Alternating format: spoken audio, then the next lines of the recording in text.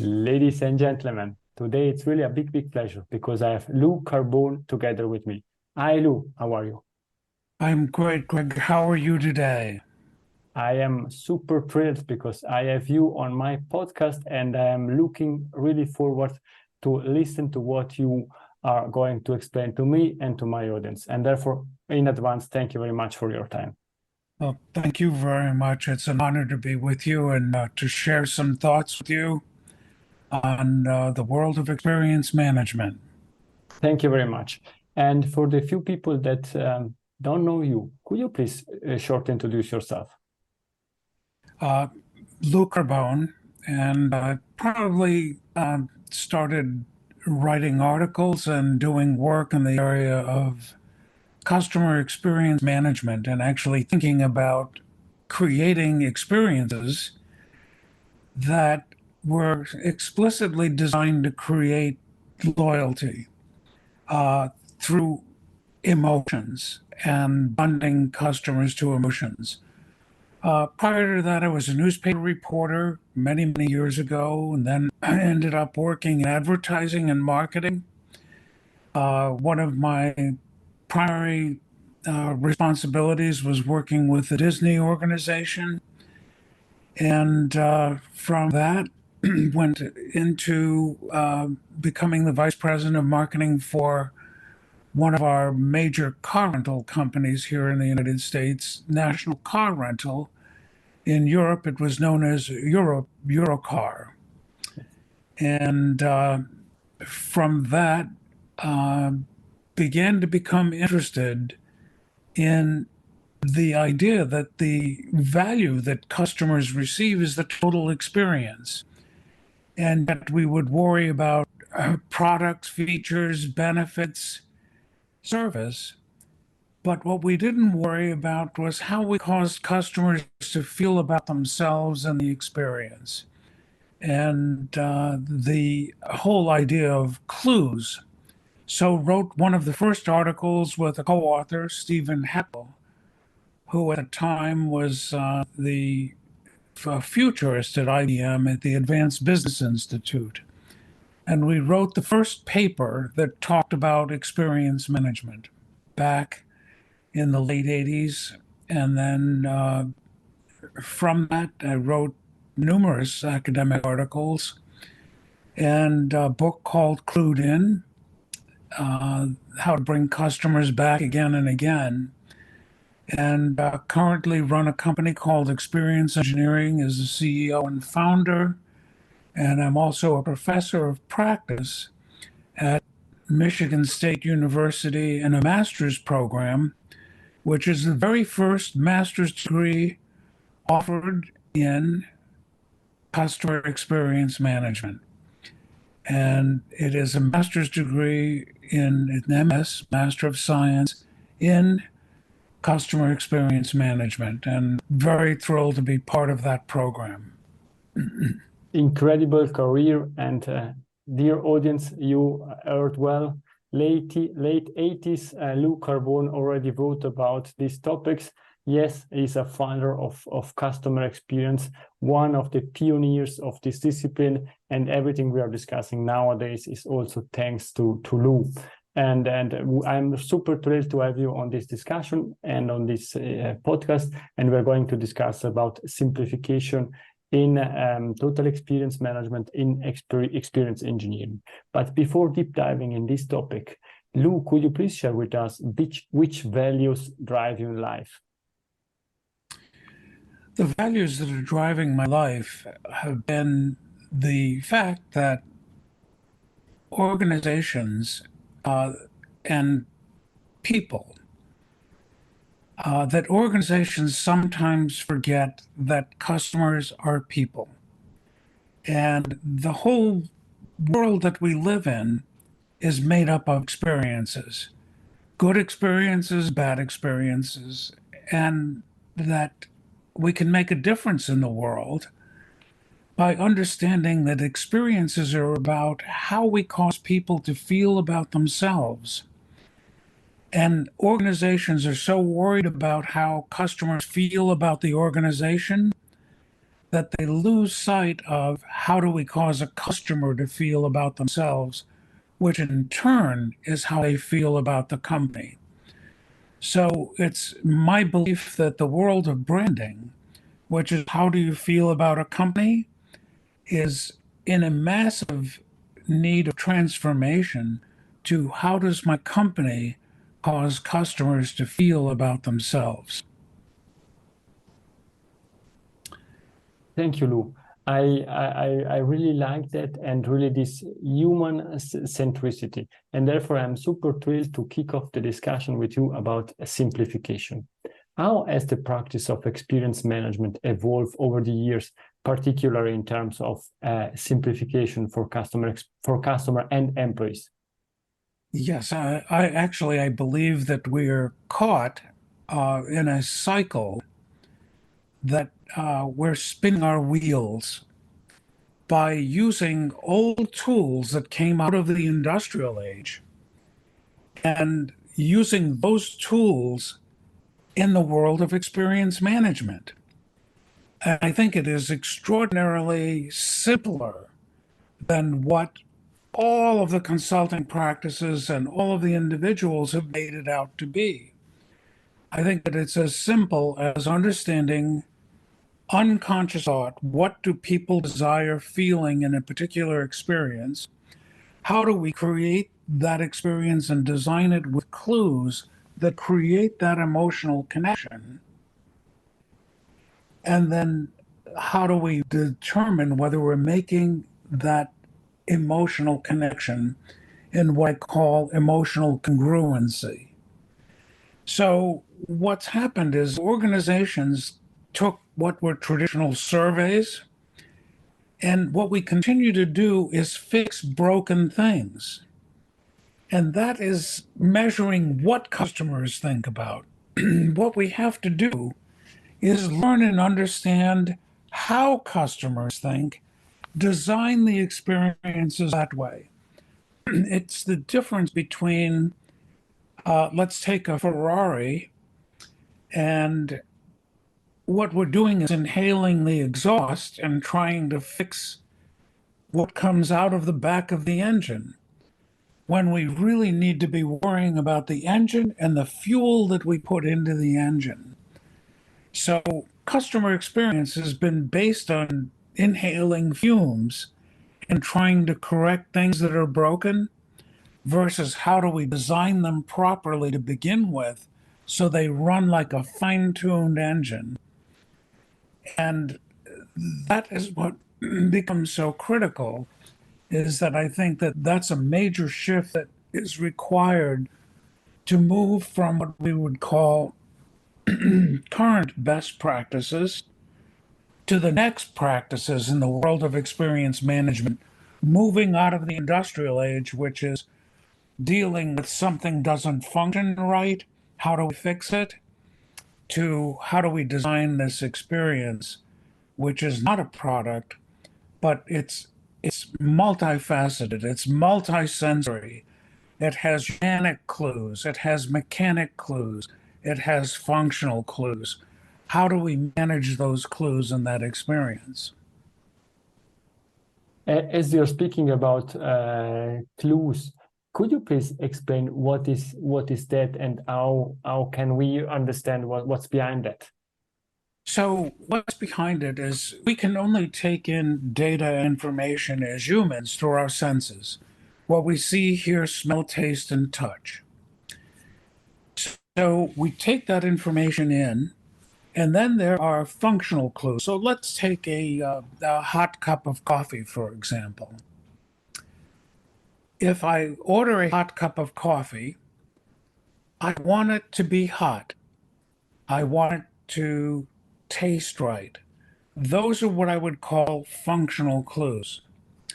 Now I go into a place to get my cup of coffee, and there are mechanic clues, which is what is the mug like?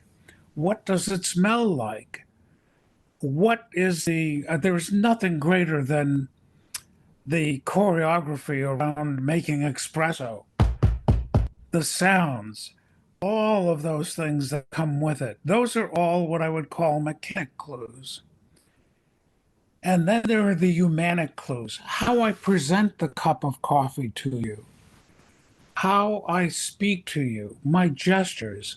I can offer you a cup of coffee and just slam it down on the counter, or I can pick it up and hand it to you in such a way that it's an honor to provide you with this beverage. And those would be humanic clues. What I say, how I say it, what my gestures are. And those are the three basic categories of clues that exist in human experience. And what we're dealing with is human experience ultimately. It's my relationship with my wife, it's my relationship with my children. It's human behavior, and it's understanding that experience management is all about neuroscience and psychology. It is a wonderful thing that we've learned about neuroscience and psychology in terms of how the brain works, how we make emotional decisions before we even know that we made a decision, and then create an intellectual alibi for the decision that we make. It's really interesting, and I really like this way of trying to understand from different point of views how how human beings are feeling, smelling, hearing everything about this mug of coffee or the product or the service that it shares. You are speaking about clue consciousness. How does it relate to simplifying business customer interactions? There's a tool that we've developed over the years, which is actually clue scanning. And it's the ability for either your own employees to view an experience through the eyes of the customer, or to have customers view the experience in terms of clues and signals, and to categorize those and actually build what we would call an inventory of clues. Clues that are negative, clues that are commoditized and you would expect them anywhere, and clues that are distinctive and unique that become what we would call signature clues. So the way that I hand you a cup of coffee might be a signature clue versus just throwing it down on the counter. In work that we've done with an Asian food chain, the reverence that we pay in presenting the food and a slight bow as we present it. These are all signals and clues that we process unconsciously that cause us to feel a certain way. So when we talk about clue consciousness, it's how do we create an organization that becomes aware of the subtleties, the details, how an organization like a bank presents a chair to a customer. I could walk over and bring my customer to a workstation, point to the chair, or I could take the chair and put a double pat on the back of the chair and offer the chair. Feels very, very different. It's the subtleties in an experience. When we become clue conscious, we become aware of the subtleties that affect how it causes people to feel about themselves. Thank you, Lou. It's really incredible the power of the words that you are using and how you are explaining that and making that understandable for us. I think I would have 200 additional questions, however, trying to take care of the time. Can you explain how total experience management and experience engineering think that you develop facilitate simplification in customer experience? Yes, when we talk about total experience management, we're talking about the entire experience. That there's a distinct aspect of the way that people approach experiences that is still very siloed. We think of the internet experience and the online experience, the bricks and mortar experience. When we're talking about an experience in total, we also begin to segment people and develop personas. What we end up doing is forgetting what makes people the same. What's the pattern recognition? We get so caught up in what makes people different that we lose sight of what makes people the same. What are the human needs that we have? And unless we meet that base level of experience design, the next level is then cultural aspects and then individualizing the experience. But most organizations start out by segmenting right away versus what is it that's a common thing across all people. And I think that even if we look at the geopolitical situation in the world, we tend to look at what makes people different versus what is it about us that's the same. And I think that it's human nature to try to understand what makes people different versus what it is that makes people human and the same. It's really, really interesting, and basically, what you're saying is let's find what it's in common for everybody, for our customers, fix that, bring them on the road, and that's worked pretty well or well, and then try to improve that for the different segments of the people. And you mentioned at the beginning something really interesting: fixing broken things. How is it possible? How can we simplify experiences? And how are you explaining that simplifying experiences and bringing these right experiences or total experience management for employees, for customers, to companies? It's the basics. It's the foundation for a company success. And perhaps you have an example that you can share. Yes, I think that what becomes crucial is what we call an experience motif. Just as there's an architectural design around Roman columns and Greek columns, and you can distinguish the two, what are the emotions that will distinguish the experience that I'm trying to create?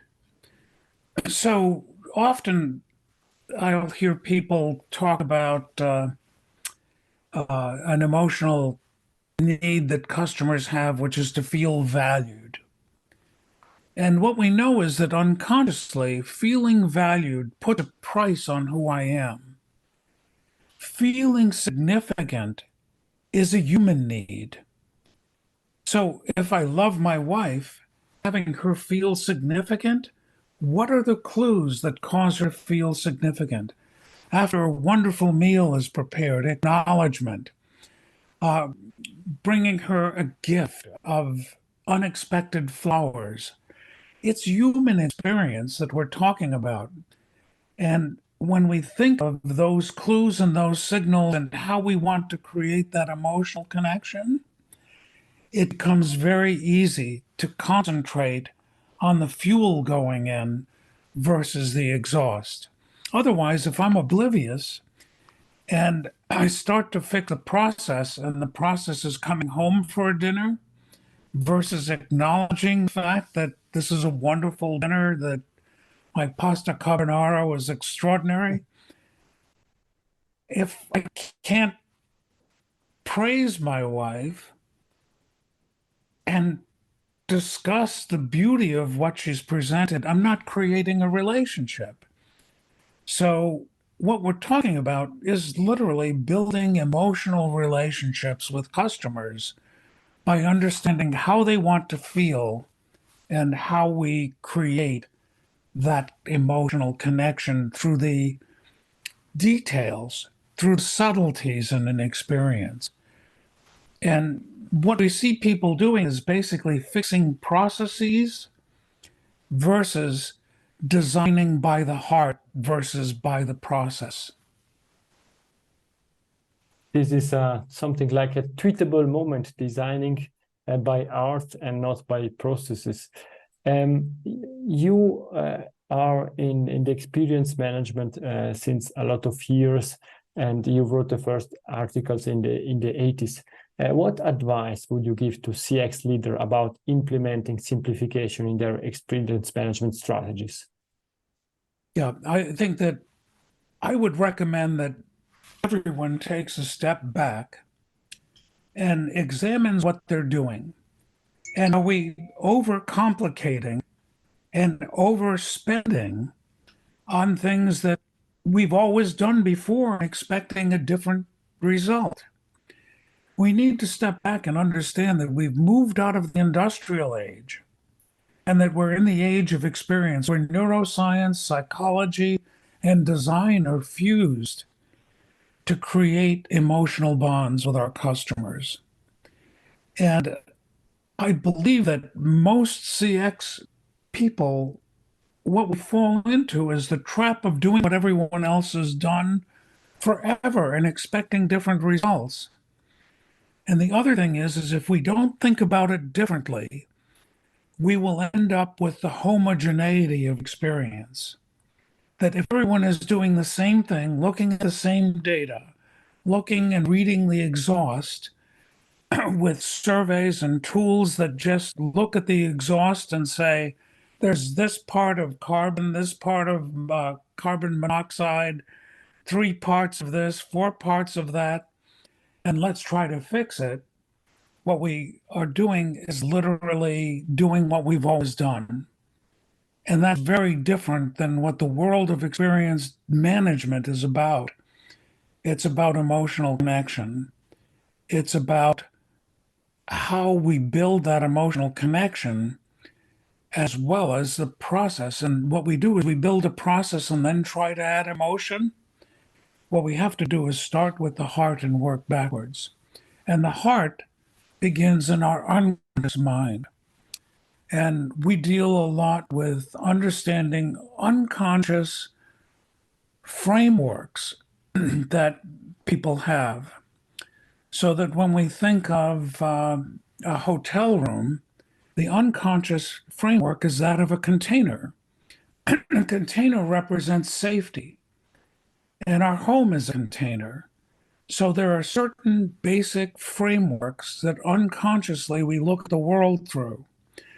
And even the way that we look at maintaining storage on a computer is a container, because a container is about what we let in and what we keep out.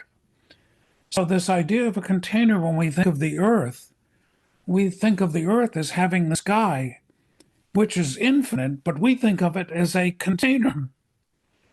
When we wrap a child in a what they call swaddling clothing. It's in the Bible. It's how we actually wrap a child nice and tight, because there's a feeling that comes with security of being in a container. So when we begin to understand those unconscious frameworks, what are the emotions that we feel when we recognize that? We feel secure, we feel safe, we feel protected. And then what are the clues that reinforce that? So in a hotel room, if I see a lock that has actually been repaired, and it's, I see the screws put in again, and it's like it's been broken into, my sense of security in that container, that simple clue, leaves me unconsciously uneasy. That's true. That's really great examples that you are sharing, and not really from only business point of view, but also from our lives with babies, and the example that you shared with us. In 10 years from now, we are back on the CX Goalkeeper podcast. What we are discussing about? I'm sorry, I had trouble hearing the question, Greg. In 10 years from now, we are back on the CX Goalkeeper podcast. What we are going to discuss? 10 years from now, we'll no longer be talking about brand. We'll be talking about a company's reason for being.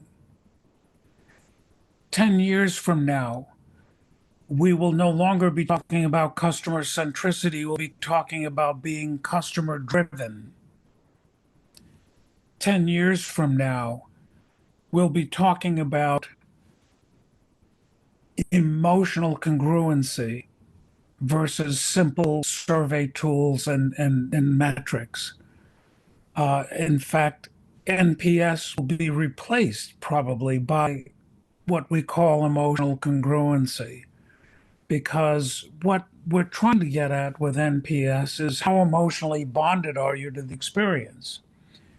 And emotional congruency is, am I creating the emotions that you desire?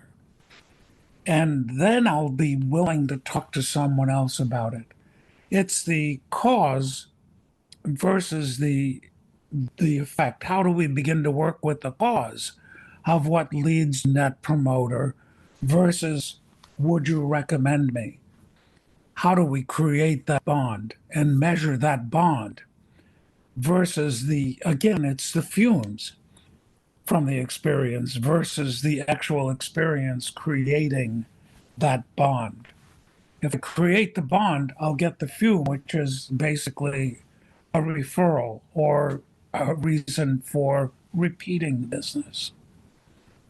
So, I'm much more into the fuel that goes into the engine than the exhaust. And I think that where we're caught up in the entire industry is exhaust and process and not the fuel that goes into the engine.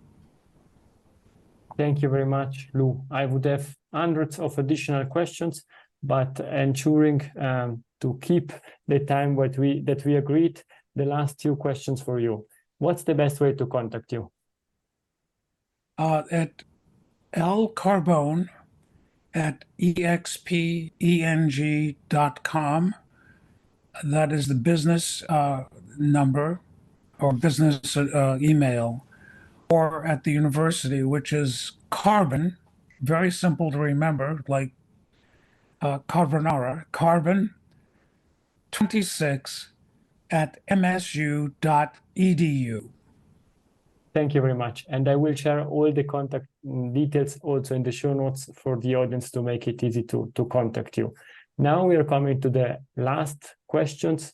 Is Lou Golden Nugget? It's something that we discussed or something new to leave to the audience? I hope that people in CX often feel very, very frustrated in the jobs that they have. And often I hear what I would call a lot of whining, not as in liquor, but whining as in complaining, that no one understands. No one understands. There's a wine list, actually, of all the different whinings I've heard over the years. No one understands what I do. The CEO doesn't understand. Other departments don't cooperate. And I think that it's because we're doing what we've always done. We're not invigorating organizations with new thoughts, new stimuli. What we keep doing is banging our head against the wall, doing what we've always done and expecting something different. We need to become evangelists for change, evangelists for understanding that it's about human experience. That's the business we're all in. That every product, every service comes with human experience. How we deal with that, how we actually manage that, we need to become evangelists for change. Otherwise, we're doing what we've always done and we're banging our heads against the wall. I think it was Einstein who said the definition of insanity is doing what you've always done but expecting a different result. Thank you very much, Lou, for this golden nugget and for this discussion, and in particular for sharing all your thoughts together with us.